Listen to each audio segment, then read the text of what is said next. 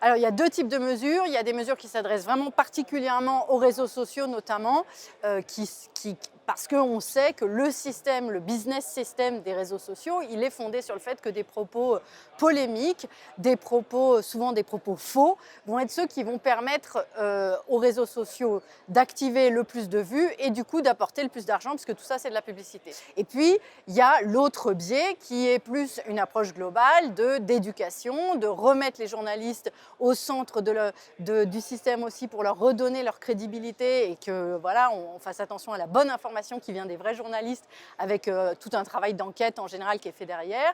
Les hommes politiques, les remettre aussi, les recadrer aussi sur ce qu'ils ont le droit ou pas de faire. Voilà. L'option un petit peu rapide, c'est de demander aux réseaux sociaux de mettre en place des algorithmes qui, au moindre mot qui leur paraît un peu bizarre, virent le tweet, virent le post, virent la pub, virent la phrase. Et on sait que les algorithmes n'ayant pas encore la capacité d'aller très au fond des détails, ça va être très dangereux, ça va être de la censure.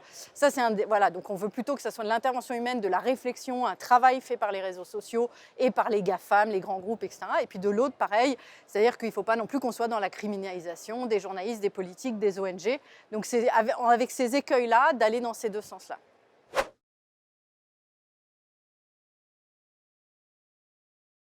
Il y aurait dans ce paquet, il n'est pas encore sorti, mais on le sait, puisque il y a eu des consultations, il y a eu déjà un travail fait avec des ONG, avec des parlementaires, etc. On sait qu'il y a l'idée d'avoir dedans une phrase qui ferait référence à une loi contre l'interférence étrangère par le financement dans les ONG. C'est très dangereux, c'est quelque chose qu'on a vu pour la première fois en Russie, il y a déjà une dizaine d'années, voire une quinzaine d'années. C'est quelque chose qui permet depuis longtemps au gouvernement russe de criminaliser toutes les ONG sur son territoire en disant vous recevez de l'argent de ci ou de là et donc de les criminaliser. On l'a vu ensuite se reproduire aujourd'hui en Hongrie. Moi, c'est un dossier que je connais très bien parce que je suis rapportrice du Parlement sur la situation en Hongrie et c'est vraiment une des grandes lois qui a permis à commencer la criminalisation de la société civile en Hongrie. Donc on craint que ce soit la même chose dans l'Union européenne et ça part à notre sens d'une mauvaise compréhension de la situation. Lors du Qatargate, il y a une ONG qui a été coupable de quelque chose de très grave. Effectivement, c'est elle qui a organisé beaucoup des choses liées au Qatargate et à cet argent, cette corruption. Or, cette ONG, elle n'était pas enregistrée dans un lobby ici du Parlement, elle était très peu reconnue. Donc c'est juste qu'on n'a pas appliqué les règles. Donc au lieu de ne pas appliquer les règles, on invente des choses qui sont de l'ordre de criminaliser des ONG. On est très inquiet par rapport à ça. Alors évidemment, on peut imaginer, moi je ne suis pas opposée, c'est une réflexion qui est en cours à la Commission, à un seuil.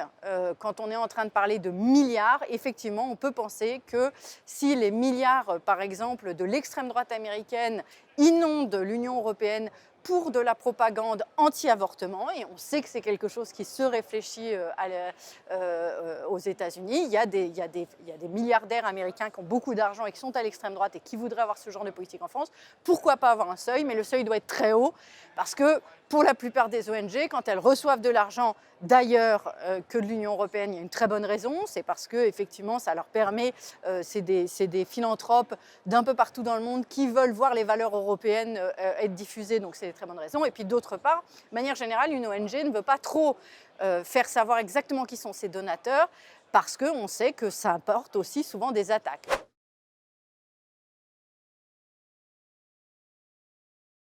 Les partis d'extrême droite, on le sait, ont beaucoup été financés par la Russie, ça a été prouvé, documenté.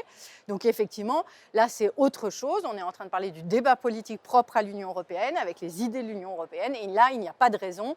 Nous avons des moyens suffisants, les partis qui nous viennent de l'Union européenne, en plus, il y a des financements pour la campagne européenne, dans chaque pays il y a à nouveau des financements. Les partis européens ont leur propre financement, il y a des enveloppes spécifiques pour ça. Quand les Russes ils donnent de l'argent à un parti, c'est pas par hasard, c'est parce qu'ils veulent voir ensuite des politiques qui leur sont favorables. Si les Chinois faisaient la même chose, ce serait pareil. C'est une forme de corruption, une corruption qui était jusqu'à présent légale. Et là, on dit vraiment, on va arrêter de permettre aux partis politiques ou aux élus de récupérer, eux, de l'argent d'ailleurs, parce que c'est forcément nuisible aux politiques européennes pour qu'elles soient faites de manière tout à fait indépendante et impartiale.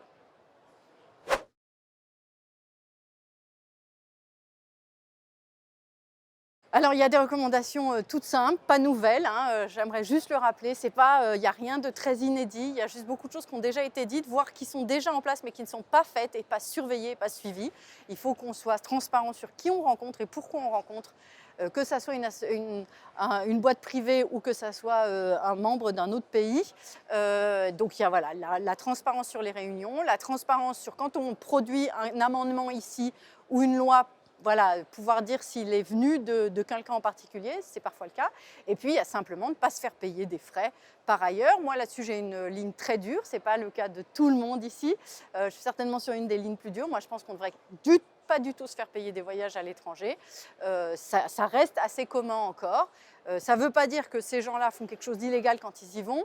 On a des commissaires ou des élus ici, des parlementaires ici qui sont allés, qui ont eu un voyage payé par Taïwan, par l'Australie, et réellement ça a été 2 jours de travail là-bas, de conférences, de rencontres, donc c'est pas qu'ils se sont pris des vacances, mais ça n'empêche que pourquoi, puisque nous avons les moyens de travailler ici, encore une fois avec les frais européens, dans des conditions tout à fait raisonnables. On n'est peut-être pas obligé d'avoir de la première classe et de l'hôtel de luxe et de la piscine dans l'hôtel, etc. On peut aussi juste voyager pour travailler. Les parlementaires européens sont les plus privilégiés de l'Union européenne. Ce n'est pas privilégié dans le mauvais sens à mon avis, parce que nous faisons un travail qui est important et je voudrais d'ailleurs que les rôles de parlementaires soient mieux considérés dans un certain nombre de pays comme la France par exemple, où les parlementaires français sont dans des conditions bien plus difficiles que les autres. Nous avons de l'argent pour payer des gens qui travaillent, nous avons de l'argent pour payer des recherches, nous avons de l'argent pour agir auprès de la société civile. Donc on est suffisamment encouragé avec des moyens de l'Union européenne pour travailler dans de très bonnes conditions sans qu'on ait besoin de recevoir de l'argent de nulle part ailleurs. Et donc vraiment ça devient injustifié quand c'est le cas.